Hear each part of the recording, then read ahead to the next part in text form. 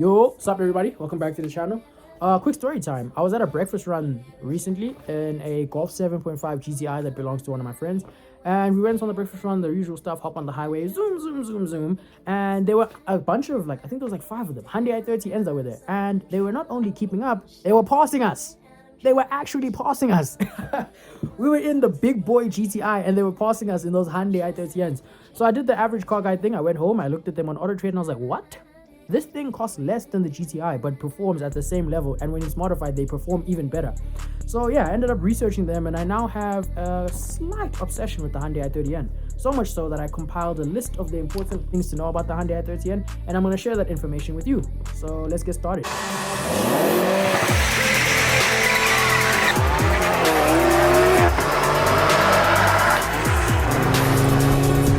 So, the Hyundai i30N is easily one of the most underrated sports cars, and it's because the company that makes it, Hyundai, is extremely fucking boring. Hyundai is a boring Korean company that makes a lot of boring money from selling boring shit, like ships, heavy industrial materials, and providing financial services and helping out with robotics. I don't know if you've ever heard of a company called Boston Dynamics. They make walking robots and that yellow dog. Yeah, Hyundai is funding that. Could be doing better shit, hey?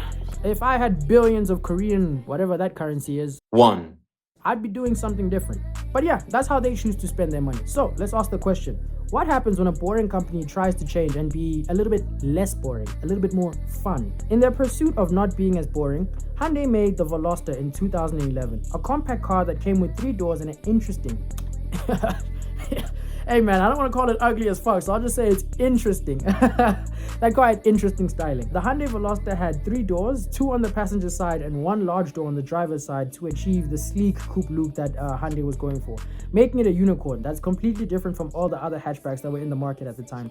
Hyundai clearly knew how to make a car look good, because at least it was better than the i10 and the i20. It was like, you could look at it, you know. It's not like the rest of the Hyundais, because if you this is 2011. Hyundai wasn't really known for making the best looking cars then. But you know what? Looks don't make a sports car. The engine does. And for the Veloster, Hyundai chose a 1.6 liter 4-cylinder engine making 138 horsepower paired to a 6-speed manual, or if you were really willing to go all the way, you could get a 7-speed DCT, which was an awful decision because it meant the new Veloster was now too slow to be anyone's weekend special, and it was too impractical to be anyone's daily driver.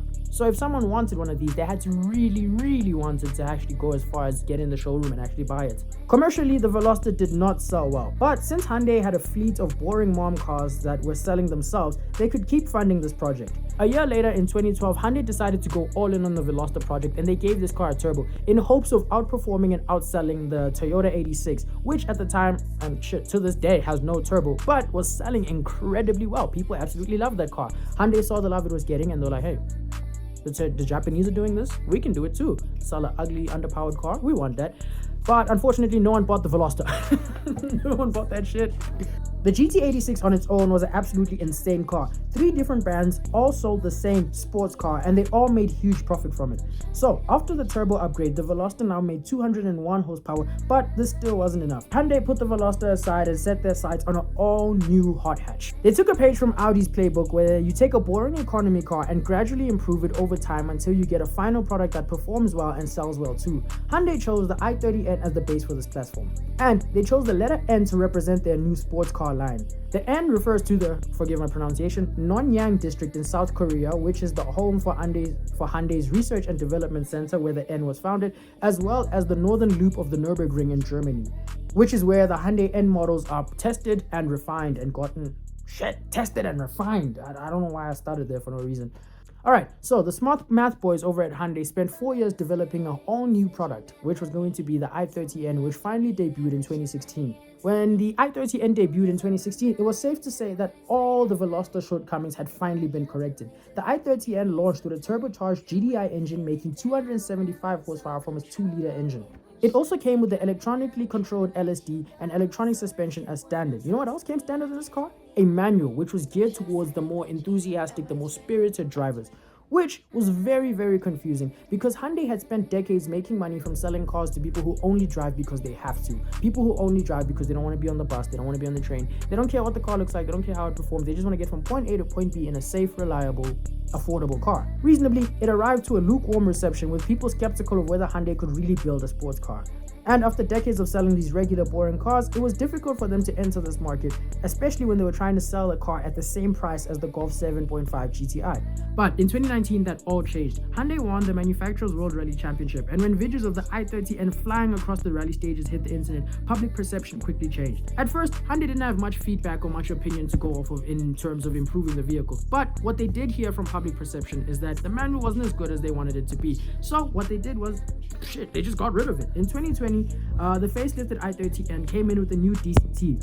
This now meant that any idiot with a fat wallet could walk into the showroom, grab one of these, and wouldn't have any worry about burning the clutch on the way home. Naturally, when you make a vehicle or any product that's accommodating to a larger market, you're gonna sell more of it. And guess what? Hyundai sold way more of the i30N.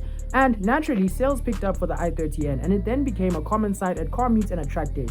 And just like with other turbo engines, the i30N did well with modifications. A simple downpipe and a tune would help you push up to 310 horsepower with ease, and a stage 2 build with intakes, intercooler exhaust, and a custom tune could get you up to 350 horsepower with ease. And a full-out stage 3 hybrid turbo build could reach 400 horsepower and 600 newton meters of torque, making it a worthy alternative for the Golf 8 GTI, the Megane RS, or the Civic Type R. So yeah, that's all the technical jargon I have to blab about. i30N is a really cool car. I'm absolutely impressed. I'm shocked that they actually perform so good, and I didn't know that they had the manual up until recently when I saw them, and I'm pleasantly surprised. I'm pleasantly surprised by that car. I'm really now a fan of the i30N. I'm going to try and get one so we can review it in person, or at least do a photo shoot with it so you can see that on my Instagram. So yeah, if you have an i30N, please in the comment section or DM me on Instagram, and please bring it on the channel. We'd love to have your car. All right, cool. That's about it for me. I'm super tired and it's 3 a.m. All right, cool. Bye bye everyone. Good night. Cheers.